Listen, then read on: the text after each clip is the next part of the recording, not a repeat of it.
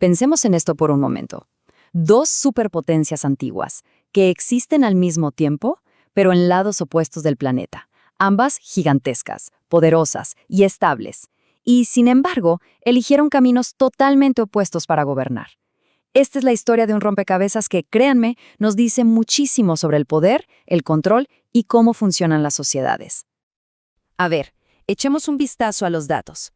Por unos 400 años, más o menos del 200 a.C. al 200 después de Cristo, el Imperio Romano y la China de la dinastía Han eran casi un espejo en cuanto a su tamaño. Pero aquí viene lo interesante. Fíjense en esas flechas. Mientras que Roma se hacía cada vez más y más compleja, la China Han, hizo todo lo contrario. Se volvió, y esto es a propósito, más simple. Y aquí está la gran pregunta, ¿no? ¿Cómo es posible que dos imperios tan parecidos por fuera terminaran siendo tan opuestos por dentro? La respuesta, o al menos una muy buena pista, está en una idea clave que se conoce como el problema de la complejidad. Ok, para poder resolver nuestro rompecabezas, primero necesitamos entender el tremendo desafío al que se enfrentaban ambos imperios. Es un concepto fundamental de la ciencia política, el problema de la complejidad. Entonces, ¿qué es exactamente la complejidad? Ojo, no estamos hablando de ser más civilizado o más avanzado. No, se trata de la estructura de una sociedad, de cuántas piezas distintas tiene el rompecabezas, cómo encajan entre sí y qué tan diferentes son esas piezas. Piénsenlo como si fuera una receta. Se necesita mucha gente, y que esa gente sea muy diversa. Luego, todas esas personas están conectadas en redes, dependen unas de otras. Y para colmo, aprenden y se adaptan constantemente. Bueno, cuando se mezclan todos esos ingredientes, el resultado es impredecible. Eso, en esencia, es la complejidad social. Y aquí está la clave de todo el asunto. Cuanto más compleja es una sociedad, más difícil se vuelve para una sola autoridad allá arriba poder gobernarla. Es que es casi imposible. La información está por todos lados, los resultados son inesperados, el control desde arriba simplemente deja de funcionar tan bien. Este problema pone a cualquier estado en una encrucijada. Es como llegar a una bifurcación en el camino, y solo hay dos rutas principales que se pueden tomar, dos filosofías de gobierno totalmente distintas para lidiar con este desafío. Y esos dos caminos son estos. Por un lado está el control directo. Es el que lucha contra la complejidad, el que intenta simplificar la sociedad para que sea más fácil de manejar desde arriba. Y por el otro, la gobernanza policéntrica, que es todo lo contrario, abraza la complejidad, la acepta y trabaja con muchos centros de poder para gestionarla. Ahora, si la sociedad es simple, no hay mucho que discutir. El control directo es el rey. Es súper eficiente. ¿Para qué complicarse? Las órdenes se dan, se cumplen y listo. Poner más capas de gente a decidir solo haría todo más lento y costoso. Pero claro, a medida que la sociedad se vuelve un enredo, la tortilla se da vuelta por completo. El control directo se queda ciego, no le llega la información que necesita. Y ahí es donde el enfoque policéntrico, con todos sus pequeños centros de poder, se vuelve mucho más efectivo. ¿Por qué? Porque puede recoger y usar toda esa información que está dispersa por la sociedad.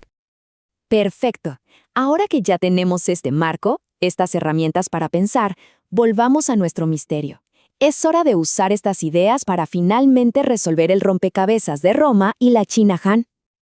Este número es una locura, y lo dice todo. Para gobernar más o menos la misma cantidad de gente, la China Han necesitaba 10 veces más funcionarios enviados desde el centro que Roma. Esto no es una diferencia menor, es una declaración de principios, una apuesta total por el control directo. Y fíjense cómo esa diferencia fundamental se ve en todo. Roma delegaba el poder, confiaba en las élites locales, dejaba que los mercados surgieran por sí solos, que las ciudades tuvieran autonomía. Era un sistema policéntrico. En cambio, la China Han lo centralizaba absolutamente todo. Funcionarios de la capital, monopolios del Estado en la sal, el hierro, un control total sobre las ciudades. Todo el poder salía del centro. Para que se hagan una idea de qué tal extremo era esto, escuchen esta cita sobre el Estado Han. Básicamente, cualquier iniciativa privada, cualquier cosa que surgiera fuera del control del Estado, era vista como una amenaza. El Estado la absorbía, la controlaba y se quedaba con las ganancias. La innovación tenía que ser estatal o no ser. Y esta es la conclusión, el corazón del asunto.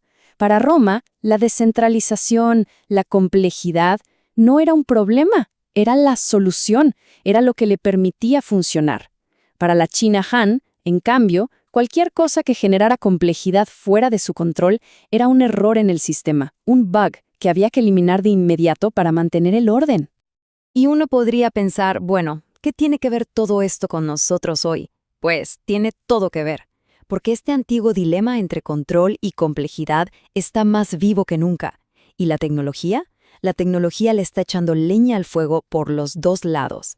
Y es que la tecnología es una moneda de dos caras. Por un lado, le da a los estados herramientas de control que los emperadores romanos o chinos ni siquiera hubieran soñado.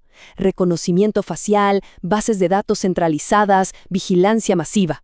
Pero por el otro lado, esa misma tecnología crea nuevas formas de complejidad que son casi ingobernables. Redes sociales, criptomonedas, comunidades online descentralizadas. Y esto nos deja con la pregunta del millón. El mismo dilema que enfrentaron Roma y China, pero ahora con esteroides tecnológicos. Las herramientas que estamos creando, ¿nos llevan hacia un futuro de control centralizado sin precedentes o hacia un futuro de complejidad tan caótico que nadie lo puede gobernar? La respuesta no es un simple ejercicio mental, va a definir la sociedad en la que viviremos en este siglo.